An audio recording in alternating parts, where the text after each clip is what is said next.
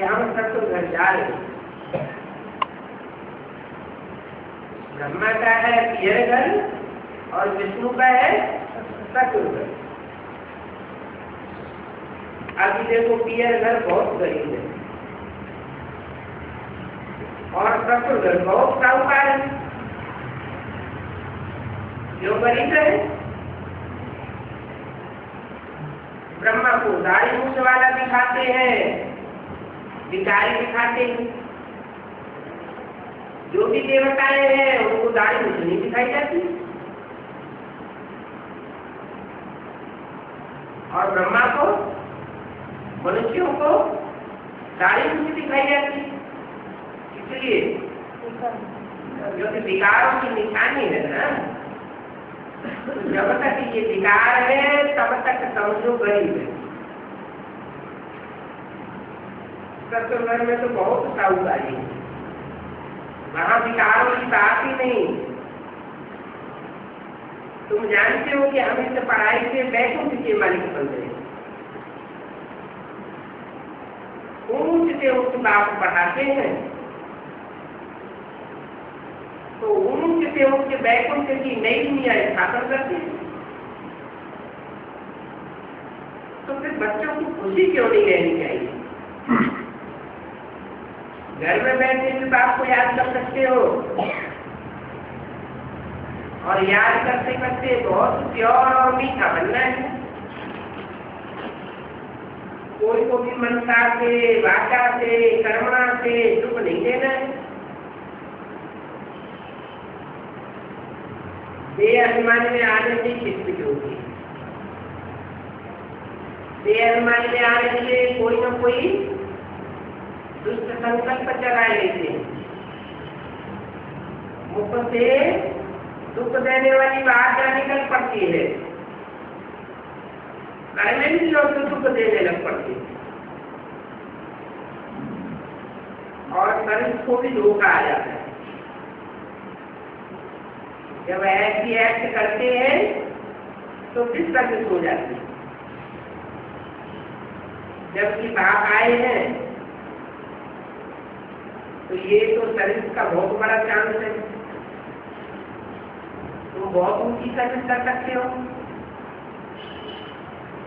कोई को भी बाप का वर्षा दे सकते हो, दिलवा सकते हो। बाप को आदत से याद किया है और अभी वो मिला है।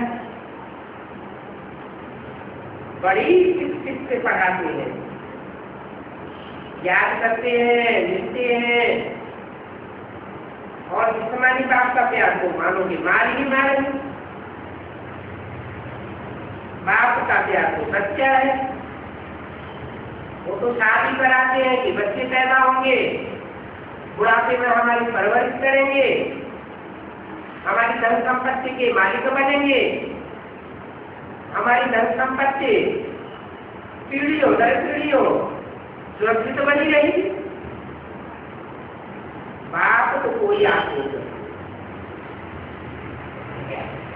वो बाप तो गिराते ही रहते हैं। सबसे ज्यादा गिरावट होती है काम महाशत्रु।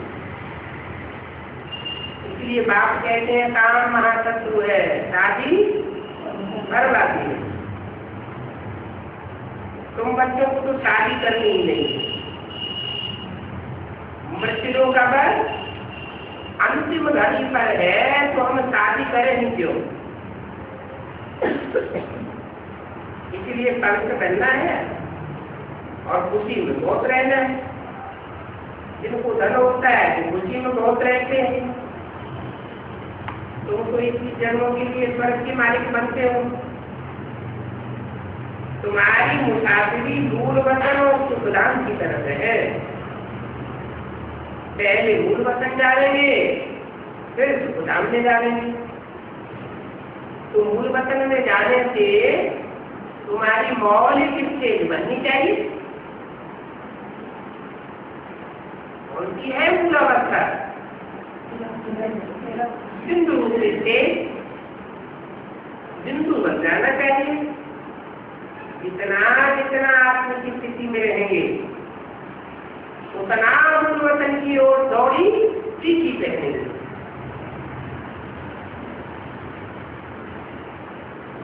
भी सुखधाम में रहे तो तुम्हारा विलायक स्वर्ग है, वो तो विलायक में जाते हैं, समझते हैं वहां बहुत सुख होगा। अब मौत तो वहां भी आती है, हॉस्पिटल तो वहां भी है, दुख दर्द तो वहां भी है, लेकिन बाप तुम्हें जिस विलायक में भेजते हैं वहां कोई प्रकार का दुख दर्द नहीं होगा। और उनको तो पासपोर्ट बनवाना पड़ता है,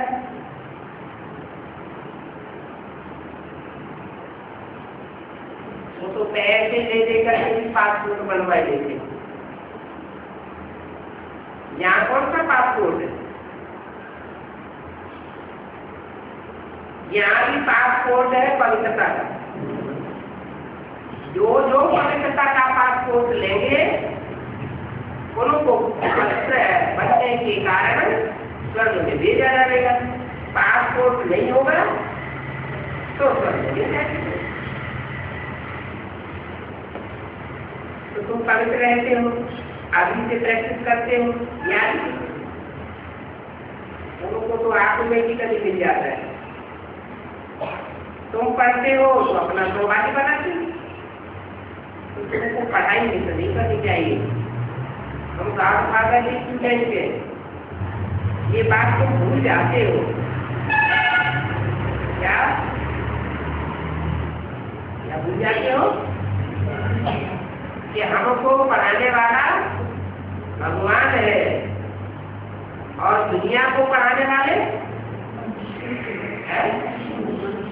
मनुष्य गुरु है।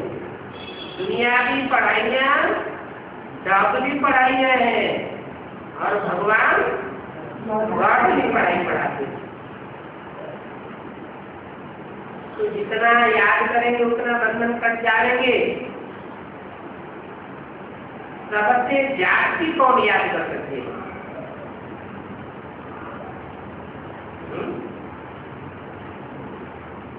औरों के मुकाबले सबसे जाति याद में कौन रह सकती है?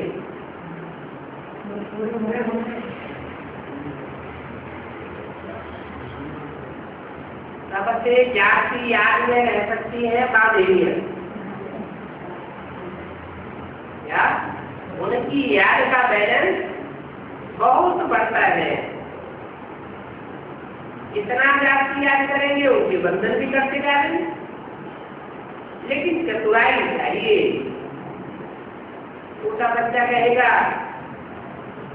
हम तो फिल्म देखने जा रहे हैं, माँ बाप छुट्टी नहीं दे रहे हैं,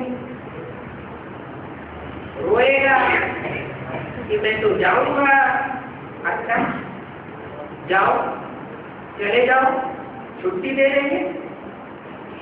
तुम्हारा तो गीत भी बना हुआ है कि छुट्टी लो तो हम जा रहे हैं। बच्चे जानते हैं कि बात वशीकरण मंत्र ले रहे हैं। राजयोग से और सुदर्शन चक्रधारी बनने पर तुम अपने आप को निकाल के रख दे देंगे। बाप श्रीमत देते हैं, ये श्रीमती ही बाप की मदद है, दूसरी कोई मदद अलग से नहीं देते हैं। ऐसे नहीं कि आशीर्वाद करो बाबा हम पास हो जा रहे हैं, नहीं। यहाँ कौन सा आशीर्वाद है? याद ही आशीर्वाद। पढ़ाई की करते कृपा आशीर्वाद मांगना ये तो भूल है। स्टूडेंट परीक्षा में बैठते हैं तो क्या टीचर आशीर्वाद करेगा, कृपा करेगा? यहाँ भी ऐसे, यहाँ तो बाप पढ़ाई पढ़ाई रहे हैं, पढ़ना तुम्हारा काम है। बाप तो पढ़ाते ही है सबको एक जैसा। और ये ज्ञान की सेकंड का है। बाप तो सिर्फ कहते मुझे याद करो तो तुम्हारे विकल्प विनाश होंगे। मुझे याद करो, इसको याद करो, कहते हैं तो कोई मुख से कहते होंगे। बाप कहते हैं तो कहने के लिए कोई मुख होगा ना। कौन से मुख से कहते हैं कि मुझे याद करो?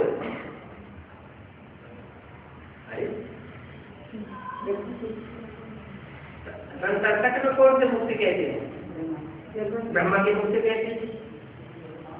ब्रह्मा के मुख से कहते थे कि मुझे याद करो, तो मुर्गियों में तो बोला है ब्रह्मा को याद नहीं करना, ब्रह्मा का चित्र भी नहीं रखना। इनका चित्र रखेंगे तो पतित हो जाएंगे। पतित होने वालों के फिर मंदिर थोड़े बनेंगे। ब्रह्मा के मंदिर बनते हैं क्या? मूर्तियां बनती हैं क्या? पूजा होती है क्या? ब्रह्मा को तो देवता भी नहीं कहेंगे, देवताओं की पूजा होती है, तो फिर किससे याद करो? हाँ, यहाँ शब्द दे दिया है, बाप कहते हैं। ब्रह्मा का जो रूप है वो कोई बाप का रूप नहीं है। उन्होंने तो बच्चों को जन्म दिया, ब्राह्मण बनाया, ब्राह्मण जन्म मिला बच्चों को, ब्राह्मण बच्चों को पालना मिली, बड़े प्यार से पालना मिली। इतना सहन दुनिया में कोई कर ही नहीं सकता। तो माँ की पालना मिली, माँ से जन्म मिला, बाकी बाप नहीं कहेंगे। इसलिए उनका नाम ही क्या है? ब्रह्मा, बड़ी माँ, दुनिया की बड़े से बड़ी माँ। इसलिए बोला वास्तव में ये ब्रह्मा तुम्हारी जगदम्बा है, परंतु तब पुरुष का है। इसलिए चार्ज में ओम आदि रखा हुआ।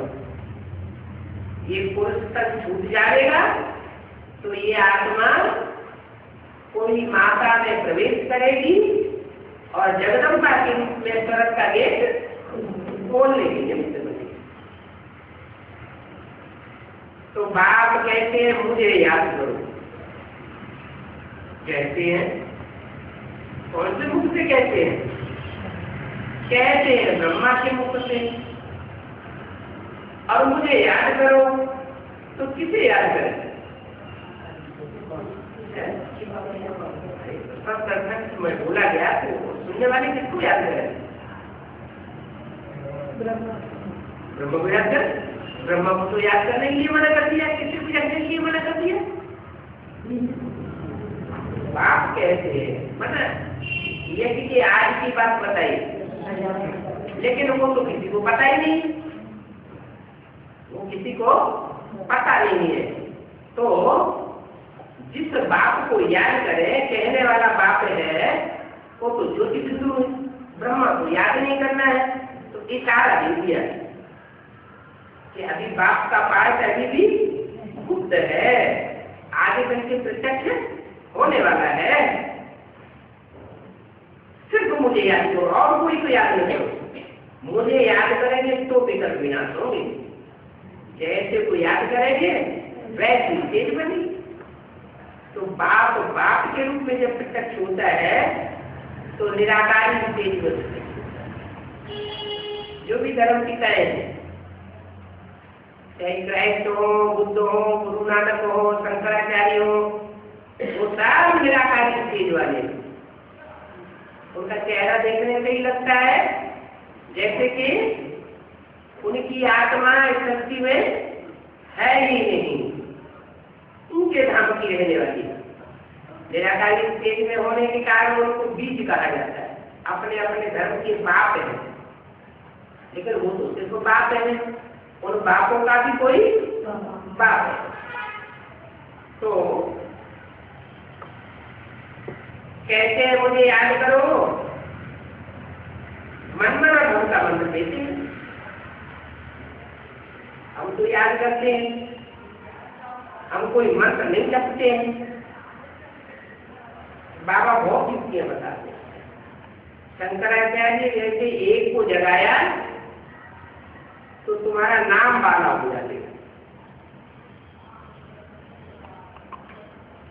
इसको जगाया शंकराचार्य को नहीं, शंकराचार्य जैसे शंकराचार्य हुए हैं उन जैसे किसी एक को जगाया, माना कहां की तरफ उतार दिया। दुनिया के शंकराचार्यों को जगाने की बात नहीं है। जैसे दुनिया के शंकराचार्य मठ पर से सब जमा करके बैठ जाते हैं, अपनी पूजा करवाते हैं, सेवो हम बन के बैठ जाते हैं, ऐसे ही ब्राह्मणों की दुनिया में जो बड़े बड़े मठ पंथ जमा करके बैठे हुए, उनमें से किसी एक को भी जगाया तो तुम्हारा नाम काला हो जाएगा कि बाप ब्रह्मा कुमार ने तो प्रजापिता ब्रह्मा कुमार ने तो शंकराचार्य को भी जगाई दिया। बाबा अगर छोटी कुमारी होती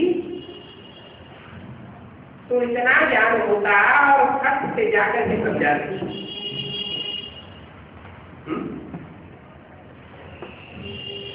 इस समय का तो शंकराचार्य बाप क्या है।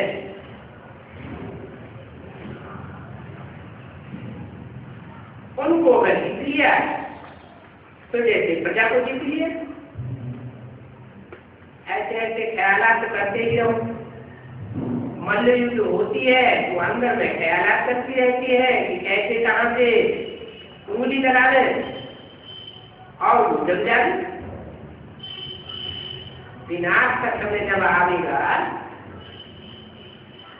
तो उस समय तुम्हारी रिजल्ट निकलेगी।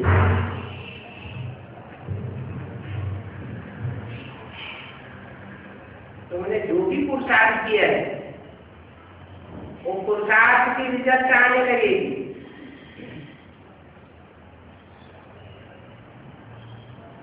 तुम्हारी मंजिल अभी दूर है। ये ह्यूमन रेस है। अभी नाटक पूरा होता है। बाबा आया हुआ है लेने के लिए। हमको तो दुनिया में भी नहीं रहना चाहते और इस शरीर में भी नहीं रहना चाहते। ऐसे ऐसे वैराग्य की बातें अपने से करते हो। अच्छा बच्चों को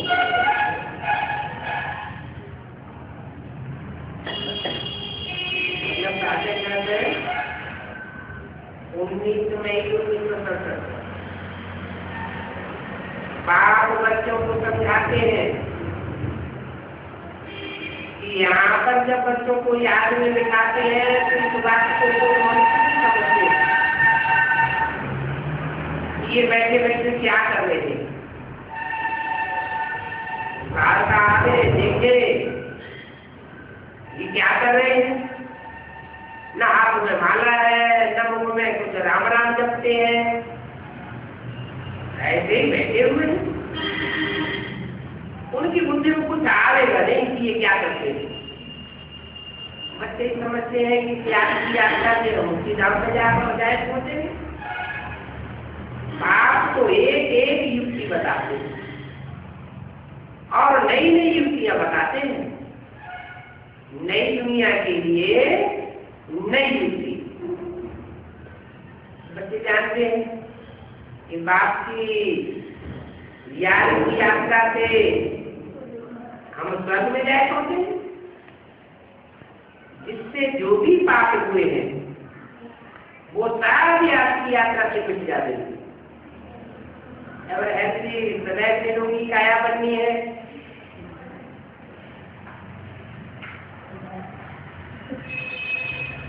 सदैव मन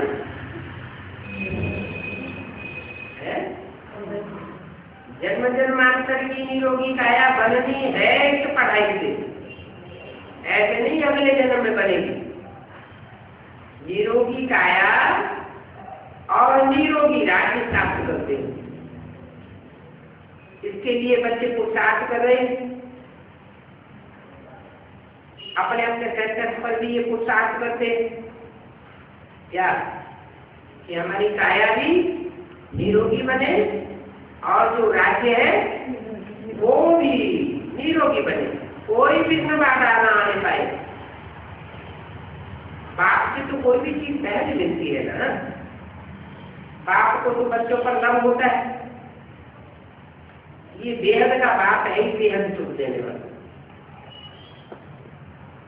इससे जाति सुख और कोई धर्म पिता देता नहीं है। और धर्म पिताएं उनके धर्म के फॉलोअर्स जो सुख पाते हैं उनका आधा आधा होता है। इस धरती पर जो सुख पाते हैं आधा सुख और आधा समय दुख पाते हैं। और ये बाप से जो तुमको अच्छा मिलता है वो पौना हिस्सा सुख और चौथाई हिस्सा दुख मिलता है। तो तुम तो फायदे में रहते हो। तो बच्चे जानते हो, हम बाबा को याद करते करते शांति धाम में जाकर के फिर सुख धाम में पहुंचे। भक्ति की भेंट में ये कितना सहज है। बच्चे जानते हैं कि स्वराज्य की स्थापना तो होनी है, इसको कोई रोक नहीं सकता है। राज्य की स्थापना है स्वराज्य की स्थापना। स्व माने आत्मा, माने रूहानी राज्य की स्थापना होनी है। रूहानी बापी ये स्थापना कराते हैं और उसके लिए फिर विनाश भी होना है। आत्मिक राज्य की स्थापना होगी तो विनाश क्यों होना चाहिए?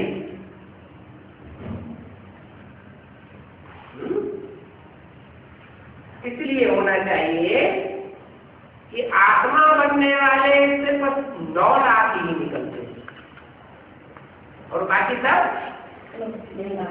बाकी में कुछ न कुछ देवान रह जाता है। 9 लाख में भी 4.5 लाख अपनी पावर से आपकी नहीं धारण कर पाते। वो कोई में प्रवेश करते हैं तब आत्मा बनते हैं और बच्चों में जन्म लेते हैं। और तुम 4.5 लाख बच्चे ऐसे हो जो अपने पुरुषार्थ से स्वस्थिति में स्थित हो जाते हैं, पूरे ही आत्मा बन जाते हैं। 16 कला संपूर्ण हिंसक मर्यादा। तो तुम्हारे द्वारा ये स्वराज्य की स्थापना होती है। और जब ये स्वराज्य की स्थापना होती है तो देह अभिमानियों का विनाश भी होना चाहिए। तो 4.5 लाख के अलावा सबके शरीर छूट जाते हैं। वो सब है देह अभिमानी और तुम बनते हो आत्माभिमानी। बच्चों को अंदर में खुशी रहती, बाप को याद करने से खुशी तो होती है ना। बाप तो सुख का सागर है, सुख के सागर को याद करेंगे तो खुशी क्यों नहीं होगी? जैसे को याद करेंगे वैसी स्टेज बनेगी। दुखी आदमी को देख करके, रोते हुए लोगों को देख करके खुद भी रोना आ जाता है, दुख आ जाता है। तो बच्चों को ये एक ही सब्जेक्ट है कि बाप को याद करो, और कोई खास सब्जेक्ट नहीं देते हैं। सयाने बच्चे जो होते हैं उनको कमाई का बहुत होना रहता है, बल दिन रात अपना धंधा धोरी करते हैं, परंतु उस कमाई में और इस कमाई में तो बहुत फर्क है। इसमें भी रात में तुम बाप को याद करते हो, लेकिन तुम्हारी तो 21 जन्मों की कमाई होती है और उन्हीं की कमाई तो 1 जन्म की होती है। वो भी की हुई कमाई चोर ले जाए, आग जला दे, राजा ले जाए, कोई पता नहीं। कितना फर्क है। तो पाई पैसे के कमाई में ज्यादा समय देना ये तो ठीक नहीं। बाप की याद में जागती, ध्यान देना चाहिए। बाप तो बच्चों की बुद्धि का ताला खोलते हैं। बच्चे सन्मुख बैठे हैं तो निश्चय है कि हम बाप दादा के सामने बैठे हैं। ये भी कोई नई बात नहीं है। कल्प कल्प हम बाप दादा के पास बैठ करके नारी के पात्र को बरसा लेते और कोई मनुष्य इन बातों को जानते नहीं। ये एक ही पढ़ाई है रूहानी बात की, और कहीं भी रूहानी बात पढ़ाई नहीं सकते हैं। कोई रूहानी पढ़ाई पढ़ाई भी नहीं सकता है। ये बुद्धि से काम लेना है कि रूहानी पढ़ाई कौन पढ़ाई सकता है। तो दुनिया में सब है जिस्मानी, जो भी आत्माएं हैं वो सब जिस्म के बंधन में आने वाली है। तो सब जिस्मानी पढ़ाई ही पढ़ाती। एक ही रूह है जो कभी जिस्म के बंधन में नहीं आती, तो वो आकर के रूहानी पढ़ाई पढ़ाती। तो रूहानी पढ़ाई पढ़ा करके तुम अपना रूहानी राज्य लेते। इसको कहते हैं सच्चा स्वराज्य। किसका राज्य? स्व का राज्य, आत्मा का राज्य। वो गांधी जी ने तो आवाज लगाई, हमें स्वराज्य लेना है, राम राज्य लेना है। तो राम राज्य आया क्या? स्वराज्य आया कि और ही पसंद हो गए और ये विदेशियों के चंबे में खतरते चले जा रहे। सच्चा स्वराज्य तो बाप ही आकर के शासन करते हैं। इसमें बुझना नहीं चाहिए। बुद्धि से काम लेना, कोई भी संशय हो तो पूछना चाहिए। क्या? और कोई सत्संगों में ऐसे गुरु नहीं करेंगे कि कोई संशय हो तो सभा में बैठ करके पूछो। बाप तो कहते हैं कोई संशय आता है तो पूछ लेना चाहिए, मुझने की बात नहीं है। यूं तो ये नारी ऐसी है कि आगे ही सबको समझ में आ जाती है। पूछने करने की भी दरकार नहीं रहती। एक तो बुद्धि का योग बाप के पास लगा रहना चाहिए।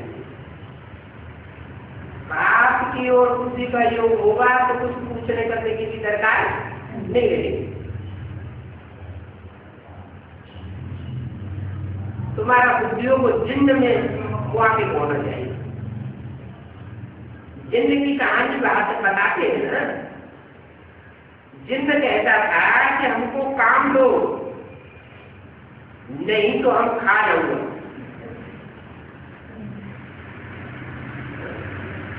तो उसको काम दिया, सीढ़ी पर ऊपर चढ़ो और नीचे दो, यही तुम्हारा काम है। तो अपने काम में लग गया, ऊपर जाना नीचे आना, ऊपर जाना नीचे आना। अगर काम न दिया तो क्या करेगा? तो खा जाएगा। बात कहाँ की है? कौन है? जित प्लस ना, दोनों शब्दों को मिला के बनता है जिन्न।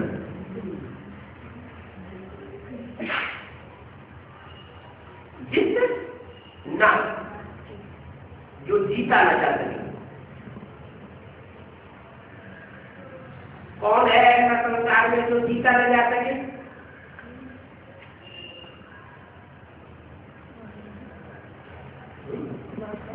माया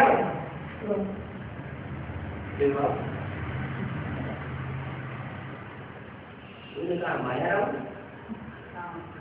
माया रावण को जीत लिया जाता है।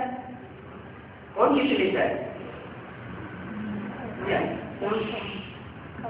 राम है वो रावण को जीत लेता है। तो जिन्नात कौन हुआ जो कोई से न जीता जा सके? हाँ, जो भाव जिन्नात है क्या उसको काम मिलेगा? ऊपर चढ़ो नीचे उतरो,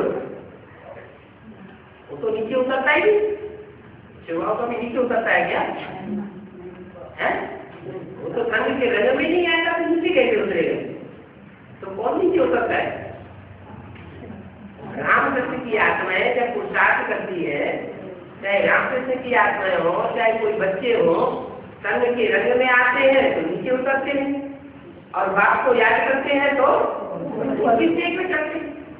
ऐसे नीचे ऊपर उतरने वाली आत्माओं में राम वाली आत्मा है, उसको खास काम मिला हुआ है। क्या? ऊपर चढ़ो, नीचे क्यों उतरो? नीचे क्यों उतरो? ऊपर ही क्यों नहीं चढ़ते चले जाओ? जिन्नात हो तो ऊपर ही चढ़ते चले जाओ। इसलिए जो राम बाप है उसको प्रजापिता भी कहा जाता है। वो सारी मनुष्य शक्ति का पिता है। तो पिता बच्चों के बिना वापस नहीं जा सकता। बच्चे जो नीचे स्टेज में पड़े हुए हैं उन बच्चों को भी नीचे से ऊपर ले जाते हैं। तो बच्चों के संग में आना, संग के रंग में आता है, उनके संग खाता है, उनके संग रहता है। तो अन्न दोष और संग दोष राम की आत्मा को भी लगेगा या नहीं लगेगा? लगेगा। संग दोष लगेगा तो अवस्था नीचे आएगी। फिर बाप को याद करेगा तो अवस्था ऊंची जाएगी। तो ये काम मिला हुआ, ऊपर चढ़ो और नीचे उतरो। अगर ऐसा न करे तो माया नहीं उसे खा जाएगी। माया और राम रावण खुद ही बन जाता है। क्या? युग के अंत में राम क्या बन जाता है? रावण बन जाता है। रावण बन करके सबको खा जाए, सारी दुनिया को हप करके बैठ जाए, कोई कुछ सुख नहीं रहने देगा। क्या? कंस क्या बन जाता है? सतयुग में कृष्ण बन जाता है और कलयुग के अंत में कंस बन जाता है। जब सतो प्रधान है तो सात्विक स्टेज, तमो प्रधान है तो तामसिक स्टेज बन जाती है। तो मेरे बाप भी कहते हैं कि हमको याद नहीं करेंगे तो तुमको माया काल खा जाएंगे। जाति कोई मेहनत नहीं देता हूँ, उसी में बैठ जाता है कि ये दुनिया खत्म होनी है। इसमें दिल लगा करके क्या करेंगे? तो फिर पुरानी दुनिया से ममत मिटता जाएगा। अभी बाबा तुमको देखते हैं, तुम बाबा को देखते हो, बाबा की बुद्धि में है कि अब हम घर जा रहे हैं बच्चों के साथ। तुम बच्चे फिर राजधानी में आ गए।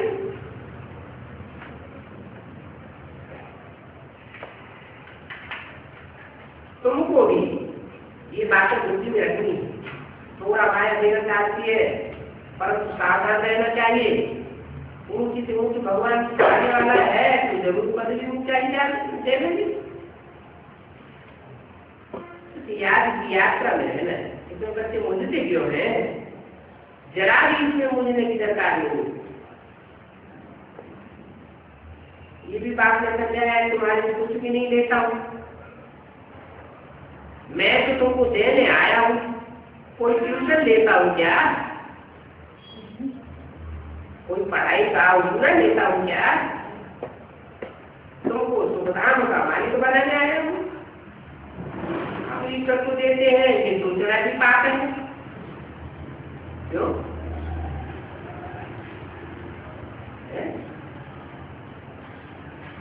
क्यों पाप है?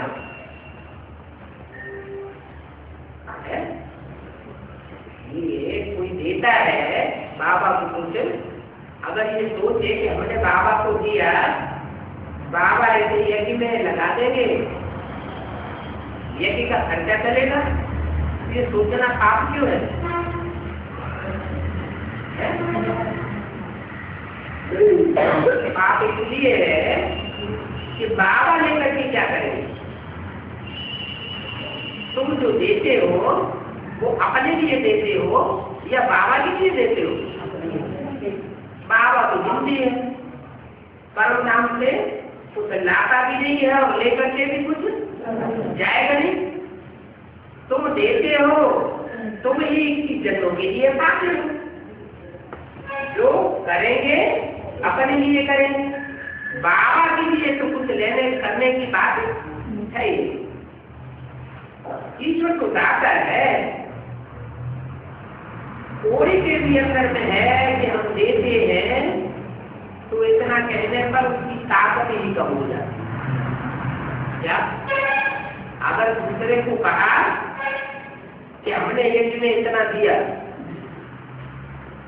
तो देने वालों ने जो दिया उस दिए हुए दान की ताकत कम हो जाएगी। वो यज्ञ में उतना काम नहीं आएगा जितना काम आना चाहिए, क्योंकि देह अभिमान में आकर के दूसरों को बताते हैं कि हमने इतना दिया, तो ये भी पाप बन जाता है। ये भी जानती हो, जो बाबा को राजा कुछ भी नहीं चाहिए। बाबा तो तुम बच्चों को आकर के राजा देते, खुद राजा नहीं देते।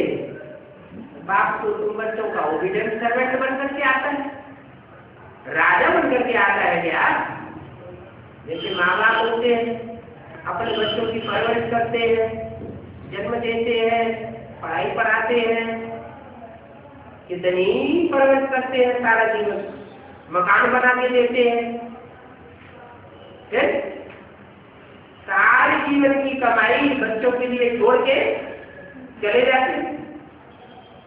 तो माँ बाप बच्चों के दास-दासी हुए या राजा हुए? कितने बढ़िया दास-दासी हुए, कुछ लेते भी नहीं और लेकर के ही जाते। तो ये तो बापों का बाप है, ये तुम्हारा मोल तो भी ये भी जानते हो। बाबा तो आए हैं बच्चों को विश्व का मालिक बनाने, तो भी कल बातें हैं, ये नई बात नहीं है, कल की बात है। कल हम मालिक थे, चक्कर खाया, अभी हम बैगर बन गए, फिर मालिक बनने वाले। अभी नाटक पूरा हो, बाप आए हैं राजू सिखाने। ऐसी कोई वस्तु नहीं है जो तुमको अटक डाली, तुम्हारे रास्ते में रोड़ा बढ़कर रह डाली और तुम आगे न बढ़ सको। बाप की याद में कोई अटक कैसे डाल सकता है? इसमें विघ्न कैसे डाल सकते हैं जो तुम रुक जाओ? माना माया भी तुमको रोक नहीं सकती, फिर हम रुकी हो जाते हैं। क्यों रुक जाते हैं? हिम्मत नहीं करते हैं तो बाप से मदद नहीं मिलती। लौकिक बात को तो याद करने में विघ्न पड़ेगा क्या? कोई विघ्न नहीं पड़ता। ये भी निश्चय है कि हमको देह के बाप की मत पर चलना है।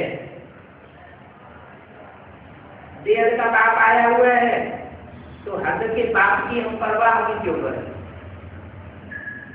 क्या इसलिए बोला लौकिक संबंधियों से न कुछ पूछना है और न उनकी मत पर चलना। अरे अब देवी माता है, पति आड़ देगा ऐसे करो, अब वो माने भी नहीं तो क्या होगा? है चलेगा क्या? नहीं चलेगा। बाप क्या आर्डर देते हैं? बाप तो सिर्फ आर्डर देते हैं पवित्र रहो और मुझे याद करो। कोई दूसरी बात बताते हैं क्या? तो ये आर्डर नहीं मानना चाहिए।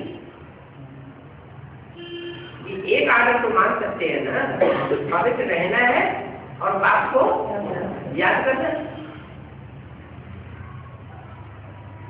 वो साधारण करने हमको आकर के सिखाते हैं। नहीं तो चित्र आदि कहाँ से आ गए? और फिर बनना की प्रजापिता ब्रह्मा कुमार कुमारी, क्या बनना है? देखो ब्रह्मा कुमार कुमारी नहीं बनना, क्या बनना है? प्रजापिता ब्रह्मा कुमार कुमारी बनना है। उनके हम तो ब्रह्मा कुमार हैं, हम प्रजापिता तो नहीं मानते, तो क्या दोष आ जाएगा? कोई कहे हम तो अम्मा कुमार हैं, हमें बाप का पता नहीं, तो क्या दोष आ जाएगा? कोई अपनी अम्मा का नाम बता दे कि हम अपनी अम्मा की कुमार है, बाप का नाम न बता दे, तो लोग क्या समझेंगे? कुछ गड़बड़ है, ये अपने बाप का नाम क्यों नहीं बताता? तो बाबा कहते हैं कि तुमको क्या बनना है? बनना है, बनना भी है, माने अभी 67 में बने नहीं हो क्या? 67 की बोली है ना, 67 की, तो बोला और फिर बनना भी प्रजापिता ब्रह्मा कुमार कुमारी है, माने 67 में जब तक ब्रह्मा जीवित थे तब तक प्रजापिता का किसी को ज्ञान था ही नहीं। जब बाप का ज्ञान ही नहीं है कि बाप कौन, तो बाप के बच्चे भी नहीं बने। इसलिए बताया कि बनना है। कब बनना है? जब बाप इस धरती पर प्रत्यक्ष हो जाए। इसलिए 76 को बाप का प्रत्यक्षता वर्ष मनाया गया। बाप का प्रत्यक्षता वर्ष जब मनाया गया तो बाप ब्रह्मा कुमार कुमारियों के बीच प्रत्यक्ष होना शुरू हो गया। सबको धीरे धीरे पता चलने लगा। जो भी प्रजापिता ब्रह्मा कुमार कुमारी बनते हैं उनको पता चलने लगा कि यज्ञ के आज में दादा देवराज ब्रह्मा को जो साक्षात्कार हुए थे उनका अर्थ किसने बताया? उनकी बुद्धि रूपी पेट में ज्ञान का बीज किसने डाला? उनको पता नहीं। गुरु से पूछा, गुरु ने मना कर दिया। बनारस के विद्वान पंडित आचार्य होते भी पता नहीं चला, तो किसने बताया? उनकी बुद्धि में ज्ञान का बीज किसने डाला कि तुमको ब्रह्मा जी में पाठ बनाना है, ब्राह्मणों की पैदाइश करनी है, अगले जन्म में जाके तुम्हें कृष्ण के रूप में जन्म लेना है? ये किसने बताया? कोई ने तो बीज डाला होगा ज्ञान का। तो कलकत्ते की दस्ती में बाबा के पास 10 साल से कोई पुराना काम करने वाला रहता था, बहुत सोचा था। बाबा की कुर्सी में बैठा था, ये हीरो का बहुत पारंगी व्यक्ति है और दुनिया की ज्ञान में से बहुत सीखा है। तो बाबा ने उसके सामने ये बात रखवा दी साक्षात्कारों को, और उसी क्रम शिव ने उसमें प्रवेश करके उन साक्षात्कारों का क्लैरिफिकेशन दे दिया। तो ब्रह्मा बाबा की बुद्धि में पक्का बैठ गया